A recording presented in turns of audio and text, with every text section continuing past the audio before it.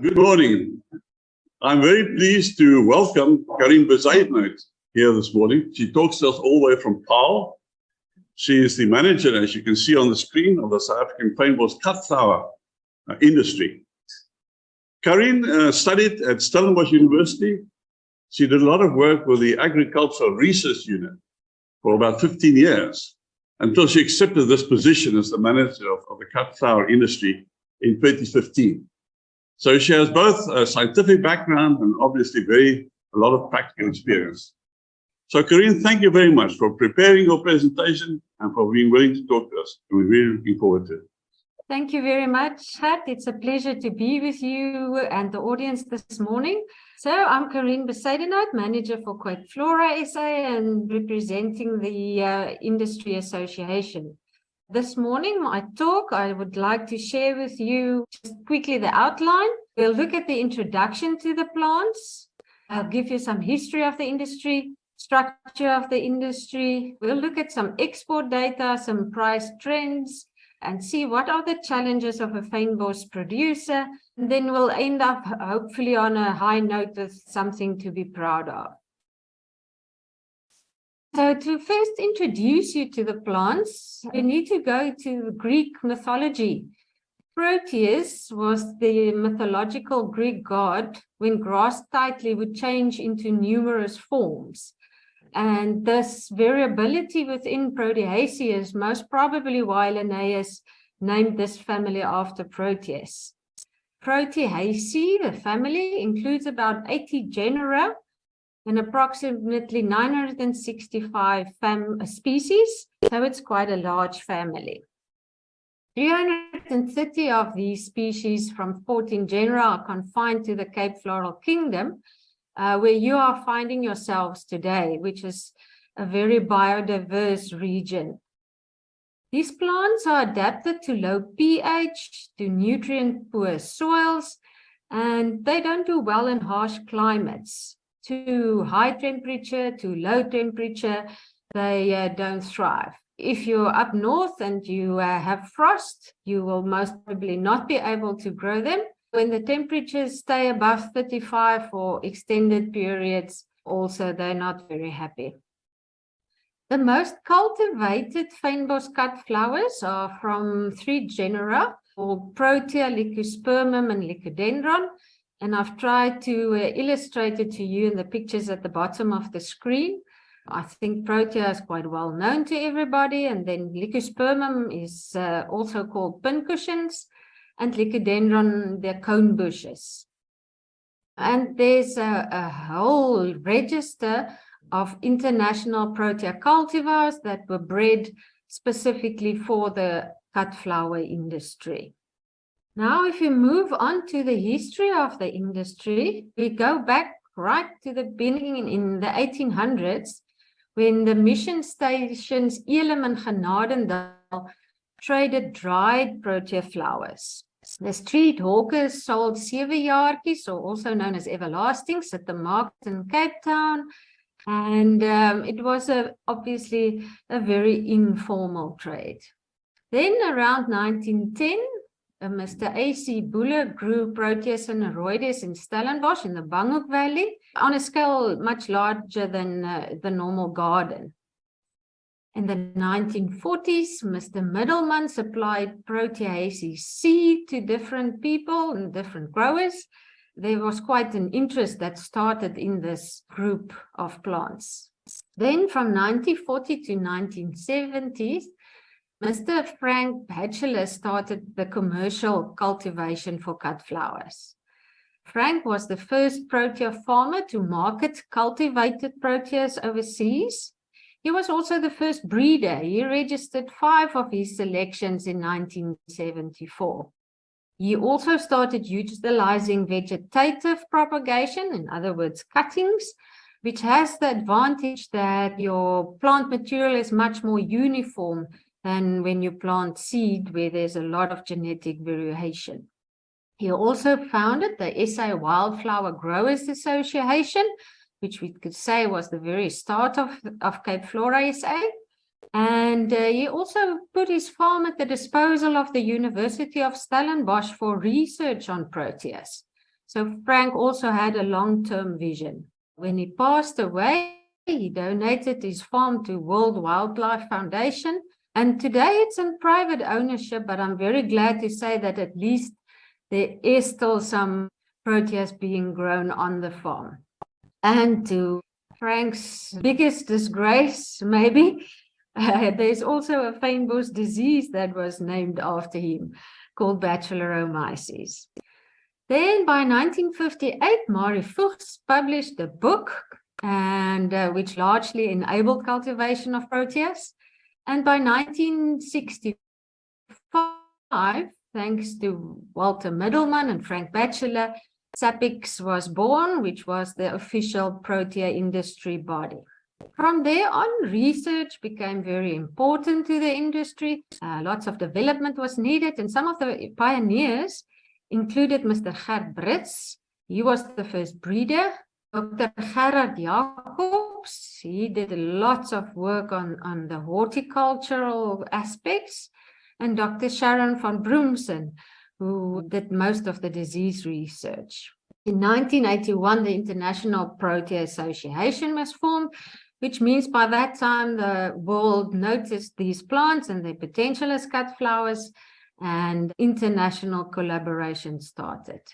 Just so something interesting is later on Marijke Middelman, the daughter, became the chairperson of SAPIX, and for those of you interested, she wrote a very interesting book on the birth of this worldwide industry, which you can read. Then in 2012, SAPIX became the protea producers of South Africa, and the very first statutory levy came into effect. We're going to mention more about the levy later on, but that was a big enabler for the industry. And in 2015, PPSA became Cape Flora SA, so that we could be a non-profit company. And you'll see there on the right-hand screen, the side of the screen, I've showed you the different emblems or logos of the companies. Now we move on more towards the structure of the industry. There are two legs, dried flowers and fresh flowers. And at one stage, dried flowers did very well, they grew. But I think since COVID, it died down quite a bit. It's very quiet, but still there's a market for growers who dry the flowers and sell them in all different shapes and colors and so forth. The larger part of the industry, though, is centered around fresh flowers. We use approximately 200,000 hectares for sustainable veld harvesting. These ladies you see here on your screen. And this is very closely regulated and monitored by Cape Nature so that we don't over-harvest and damage the veld in any way. Then there's also 1,100 hectares of cultivated fynbos.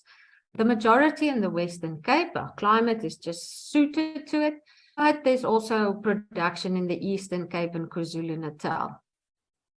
There's international cultivation, as I've mentioned already. Australia, New Zealand, California, everywhere where there's a Mediterranean kind of climate, there is also production of these plants. Cape Flora, the industry association's income comes from a statutory levy on exports, and it's collected by the exporters. There's about 20 companies doing that, and they then channel the funds to our office so that we can use it for the industry. The levy is used for about 7 different actions. There's research that we commission to address some of the technical issues. There's information collection. We need to know how much is exported, who are the role players, so we collect information. And some of it I will also share with you later on. We look at market access issues. You can imagine when there's international trade and trade agreements, there's always some hiccups, so we see where we can assist in that. We have negotiations with government and other stakeholders as the mouthpiece of the industry. And then we also look at transformation, training and skills development to see how we can better the knowledge within the industry. We look at marketing and communication, obviously at the generic level, not at a single company level. And we also assist new producers to make the right network and get the right connections. And then lastly, Cape Flora is also responsible for the management of the levy, and therefore we need to report on an annual basis to the NAMC, and who then reports to Minister of Agriculture. I thought to just share with you a few pictures so that you can get a better idea of the industry I'm talking about. So if we start at the orchard, it's all hand labor.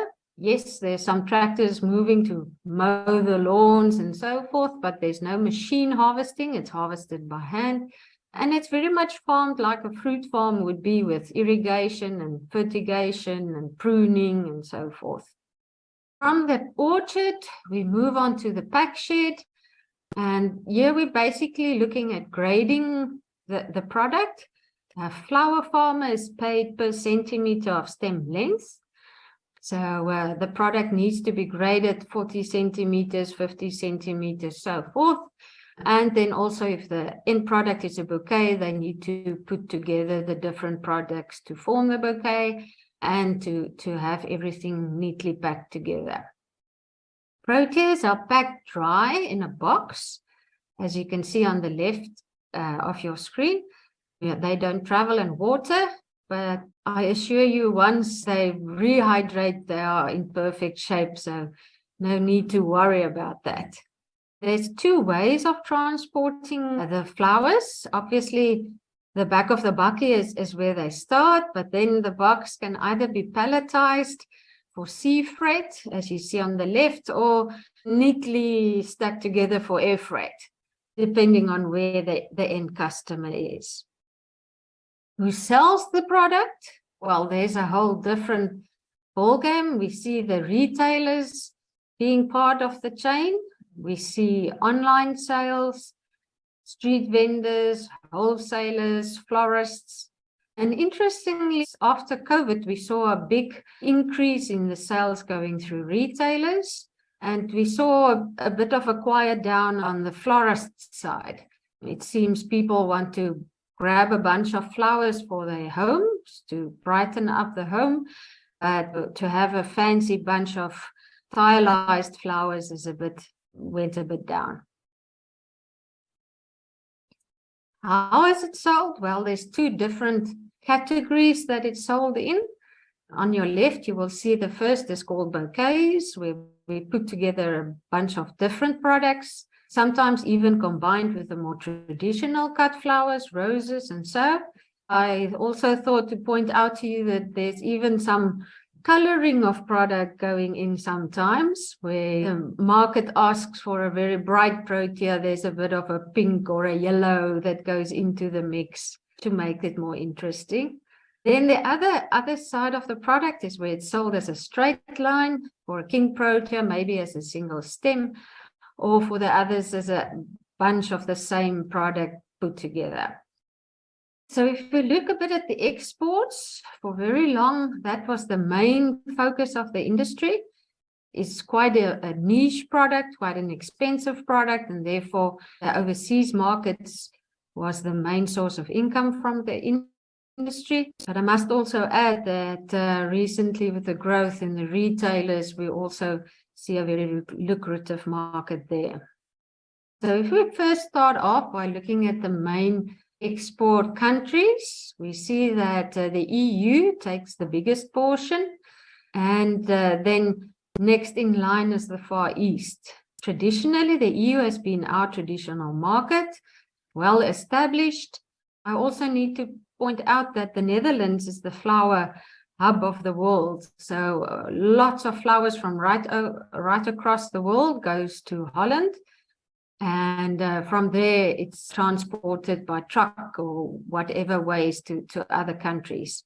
Traditional, the EU is taking 67% of our production or for exports. And then recently, the Far East, Japan, and so forth have also come on board with more products.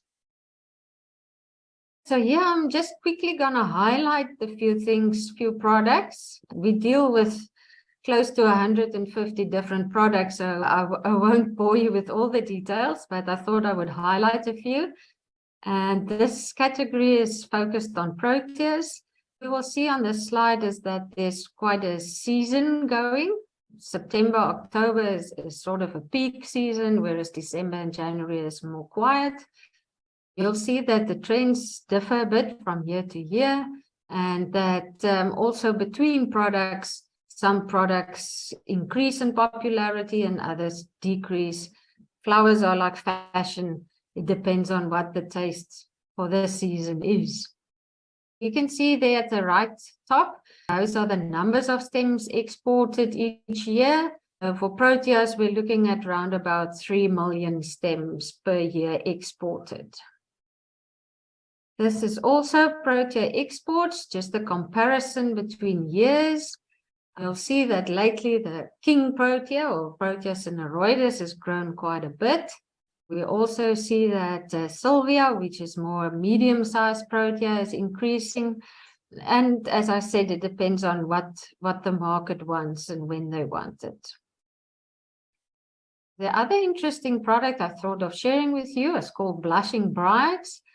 It's a very small flower, beautiful little delicate flower, and very, very popular for bridal functions, for anything feminine. There you can see the exports have grown quite a bit over the past few years, just in the past year by 9% almost, and also close to 2.2 million stems exported per year. Then bouquets. So we also keep track of how many bouquets are exported, and you'll see that we've put them in different categories. A mixed bouquet has product from different categories, different flowers, different foliage. Mixed greens means it's just foliage, and then a protea bouquet means the focus flowers of a protea, and a Leucospermum is where the pincushion is the focus flower. This is not a number of stems, but a number of bouquets, and you can see that for mixed bouquets, just over 1 million were exported last year. Now you're asking me probably, okay, so how much money do these farmers make? And I still need to meet the farmer who's going to tell me, oh, I had a wonderful season. Yeah, if they didn't make money, they wouldn't be in the business. As mentioned to you earlier, that the market in Holland is the main flower hub in the world, and what you're seeing here in the background is the clock system in Aalsmeer, where flowers are put on a trolley, and the clock indicates what the price is, and the guy sitting in the hall needs to bid for the flowers, and it starts at the highest price and the clock goes down. If you wait too long, you stand the chance of losing the product. And if you grab it too quick, you will pay too much for it. This is just a graph is showing you the price that was received on the clock at the end of last year, week 36, week 37 roundabout, for king proteas. So early in the season, when there's little product available, we started around about €4 per stem. And as the availability increases, the price comes down. Obviously, a king protea is top of the range, the most expensive product. For something like a pincushion, you'll get €1 or €2 per stem. If you're lucky, if it's middle of the season, then you're lucky to get a few euro cents for your product. That's sort of price-wise what we're looking at. I thought of also just giving you a bit of a bigger flower picture here. The global big five for flowers is roses, chrysanthemum, tulips, lilies, and lisianthus. And after that, mixed Cape Flora is less than 1%. So we're really a small role player in the bigger scheme of things. But as you can see on the price trend I'm also giving you here, is that the price of Cape Flora is quite competitive. The average sales price for Cape Flora is more than roses and chrysanthemums, but less than the lilies. Just for interest's sake, these are the two most traded Cape Flora products. On the left, the pincushion called Succession, almost 6 million stems per annum traded worldwide, of which South Africa exports around about 5 million stems per annum. So we're quite a big role player there. Licodendron Safari Sunset is one of the cone bushes. You can see the nice red color it exhibits. Almost 45 million stems per annum traded worldwide. And there we export about 1 million stems, so we're not a very big role player there. Israel is quite a bit ahead of us there. Okay, so now just to give you a quick peek into the life of a Fynbos producer, sort of highlighting a few challenges to you. And the first is the high establishment costs associated with these products. It's very similar to fruit and wine, where you need to do soil preparation, you need to install irrigation, etc. And otherwise than fruit, there's a lower survival rate of the plants. If you plant Fynbos, it's not unusual to already have a few deaths within the first month after you've planted. It's a bit challenging there. There's many pests and diseases. We have the privilege of having the biodiversity of all these plants, but with that comes the disadvantage of also having the biodiversity and all the pests and diseases. And with a product like flowers, where it's got to be perfect to be valuable, it's quite a challenge for them to put a perfect product at the market. It's dependent on irrigation, so drought plays an important role. But luckily, these flowers are much more water-wise than the fruit and the wine, so it's a much better option for water usage. They take about 3 to 5 years to come into production, 7 years before you get into full production. So the producer needs to have the patience and have the capital available to keep this crop going for at least 5 years before he gets a decent return on investment. I've already mentioned flowers are like fashion, with trends coming and going. This year red is in, and the next year yellow is in. I mean, you can imagine when you take 5 years to get to your production, it's a bit disheartening when the color changes or the shape changes. I've also referred to this earlier on. There's a big range of products with huge genetic diversity. Just in Protea alone, there's about 80 products that we deal with, about 50 pincushions, about 60 licodendrons. So it's a huge range of products, which is fantastic for marketing. Of course, you've always got something that will be interesting, but it's also difficult to manage when you've got so much variation just on one farm.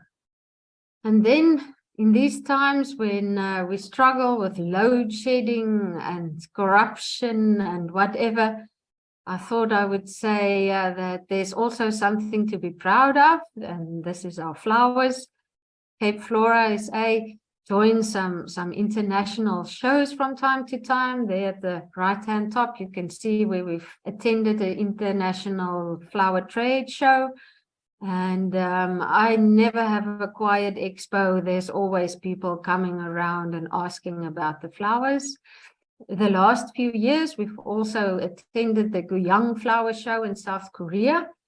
Interesting, the Koreans first come to me and say, "Oh, your flowers are scary." But then they keep on coming back and looking at them and telling and asking me, where can we get these flowers? So a very big interest growing in the East. In the Chelsea Flower Show, I mean, how many times have we performed well there? Even with our Miss Universe being in a Protea dress or Gucci flower shoot, joining perfume with our beautiful flowers, there's always something to be proud of. Thank you very much. Karien, thank you very much. That was fascinating. Can I just ask you a question to begin with? What percentage of the production is exported versus local consumption? So it's very difficult for me to say because we don't have a handle on the local production yet. We've just started getting in figures the last year or so. So at one stage before COVID, exports we thought was around about 80%, but I think at this stage we're close to 60% export, 40% local. And how does this industry compare to other flower industries like roses, whatever? Is it much bigger or smaller? Much smaller, much smaller. It's a niche product. It's a very, very small part of the florist industry, floral industry. It's a very unique flower, very unique category of flowers. So, yeah, very popular, but definitely not close even to roses. Oh, is that true for South Africa too, or worldwide? You're talking about worldwide or South Africa? I'm talking worldwide. I'm talking worldwide. South Africa, I would say Protea's cut flower industry is the bigger one. There is some flower production up north for roses and more the traditional cut flowers, but Cape Flora is for South Africa definitely the bigger part of the industry. Okay, fascinating. Ladies and gentlemen, I'm sure you have questions. Anybody has a question, please come up here and ask the question. Hi Karien, Marijke hierso. Exports na die Verre Ooste. Is dit die Suid-Afrikaanse eksport wat die meeste van die vorige eksport in die verlede tyd was eintlik eksport vanaf New Zealand en Australië na die Ooste toe? Marijke, the percentage I showed is just South African exports. That's actually quite a climb. Yes, yes. So that's growing. But obviously for Australia and for New Zealand, that's their traditional market. So let's hope the market is growing, that we didn't take their market. Or for South Africa, we seem to be growing in that market. Excellent. I'm very surprised to see that there's quite a large increase in exporters, which is actually very nice. It's nice to hear. Yeah, we love them. That's great.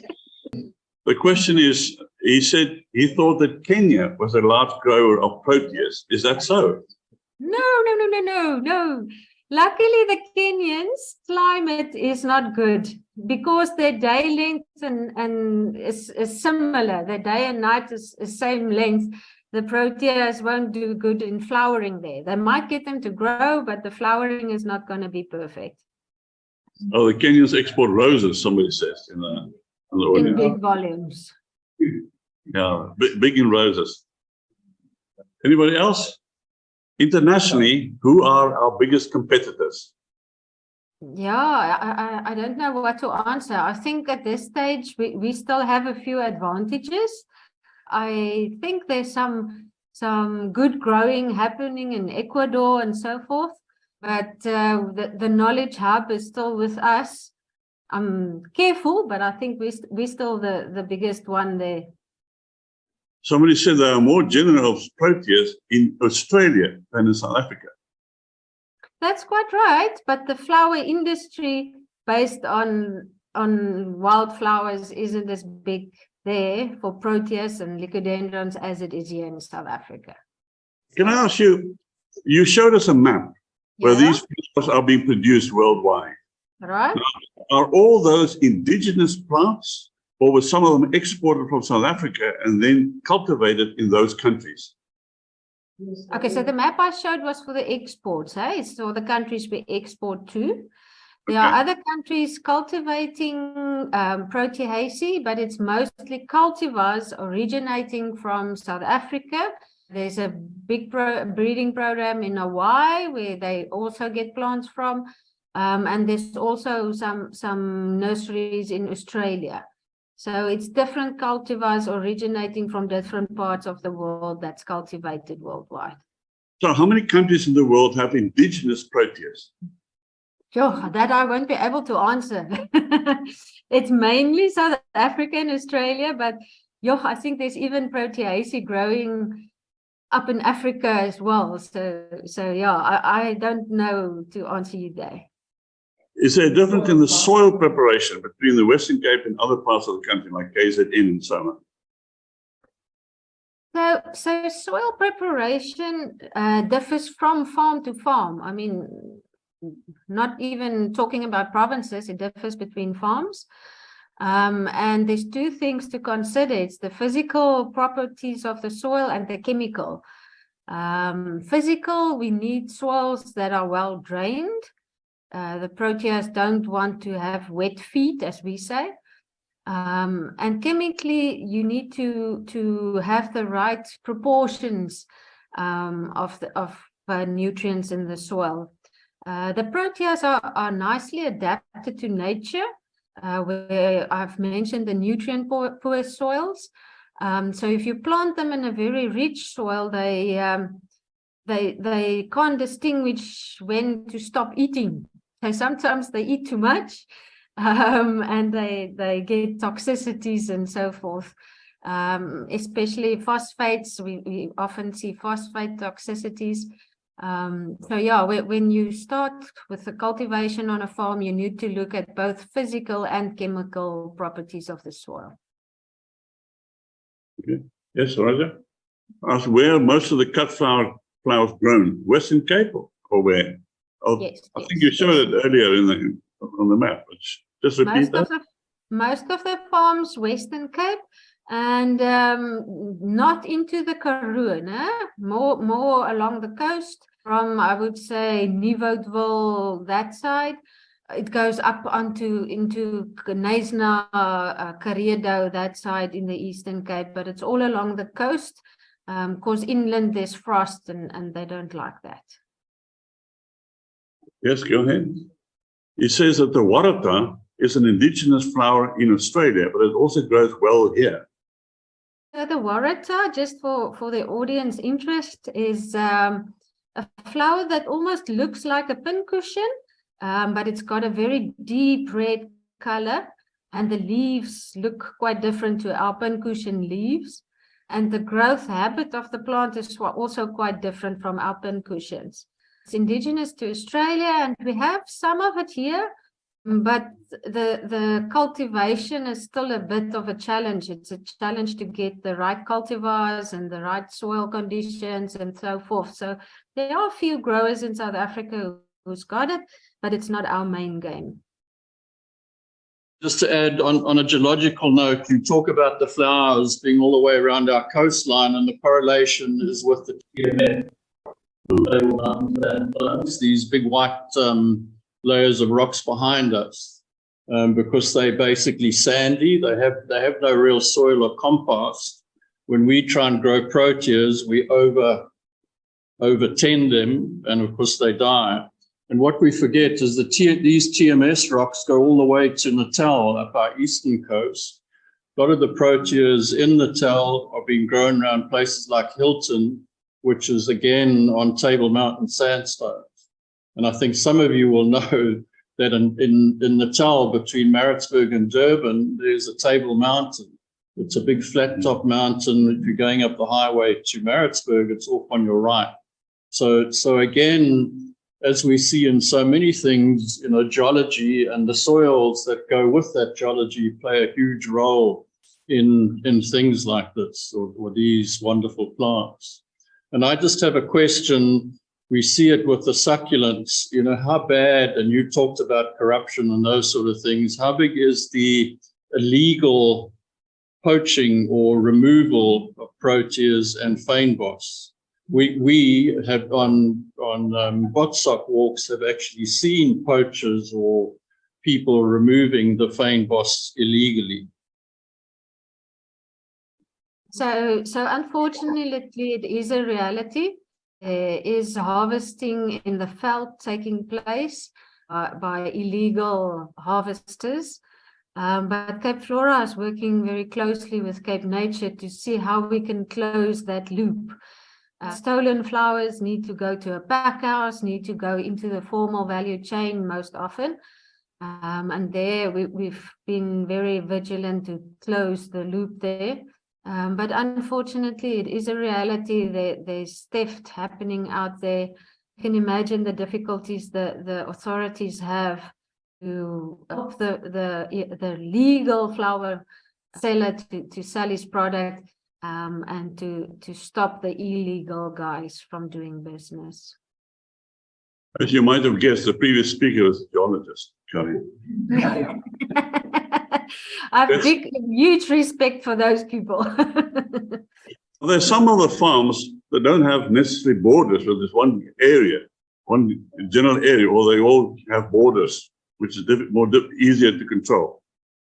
So I think for cultivation, obviously there's specific borders and things that's easier. I think that's less clear where felt harvesting is taking place. For cultivated farm, there's a border. When expanding those farms, there's very clear rules on what you need to do and what authorities you need to notify and ask permission for before you go onto virgin soil. Karien, the street flowers vendors in Cape Town, and that's an iconic flower market. Do you have any interaction directly with them? No, I don't. It's a very informal trade. Usually our growers will know them. They deal with them. They sell second grade flowers to them and so forth. But we as the industry association, we don't have often direct contact with them. The speaker says she heard that the flowers that are being sold in Cape Town are actually sent to Johannesburg and then sent back from the Johannesburg market to the flower vendors here in Cape. Is that true? I think I'm not going to deny it. It's probably possible. It's amazing the routes these flowers take. Sometimes they're picked in Piketberg and they go on the bucket to the exporter's office in Cape Town, and then they travel on a truck to the exporter's office in Joburg. And so, yeah, anything is possible. I actually saw a program on the flower market. I saw the same thing that those ladies asked.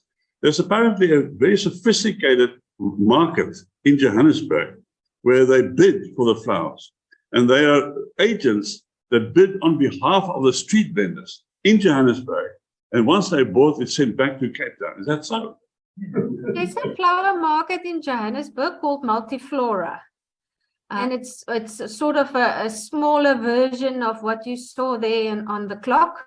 There's also a clock system there. That's where the florists buy and the wholesalers buy.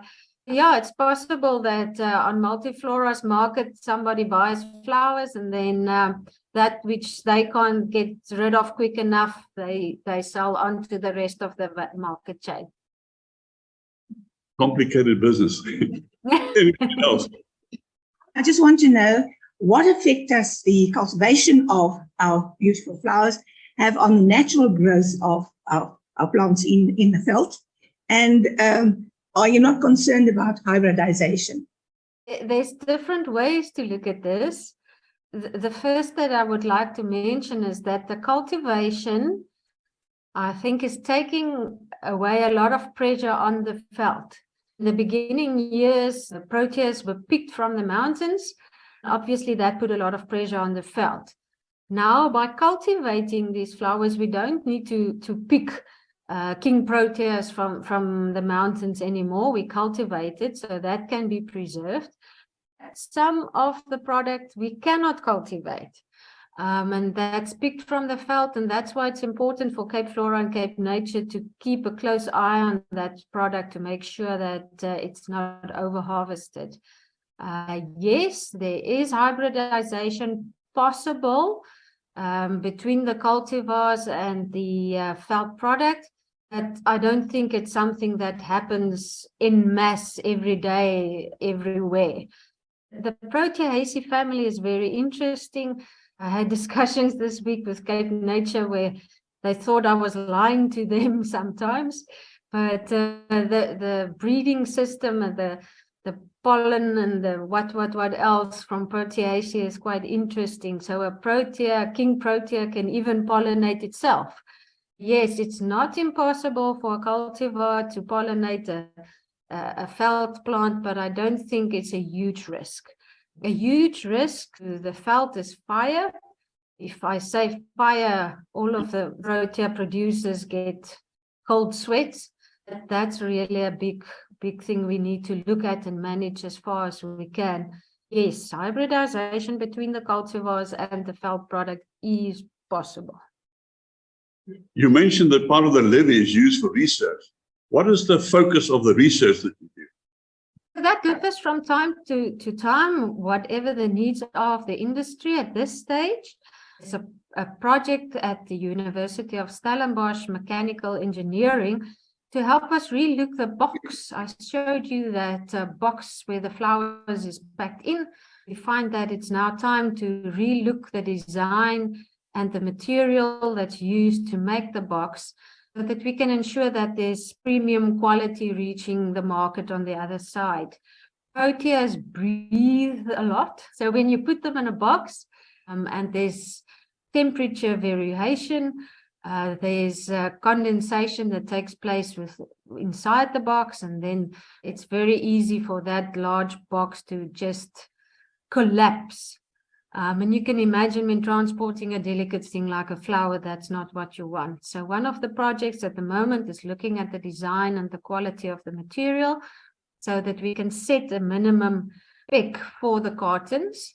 Then all the companies can also compete on the same level when it comes to manufacturing the cartons, because obviously the cheapest one sells, but that's not the best for the industry. The other projects in the past have looked at, say, flowering time. I've showed you what happens to the price when the market is flooded with product. So projects in the past have looked at how can we manipulate the flowering so that we have it over a longer period, have longer stems, to have more straight stems. Some of these pin cushions tend to have very droopy types of growth. Our recent PhD looked at how do we manipulate the plant so that there's nice straight stems. So yeah, the research focuses on whatever challenges there are in the industry. Karien, I think you've answered all our questions. Thank you very much for a fascinating morning. And thanks for the preparation, for your patience in answering all our questions. Goodbye. Thank you very much for the time. It was a privilege. Bye-bye.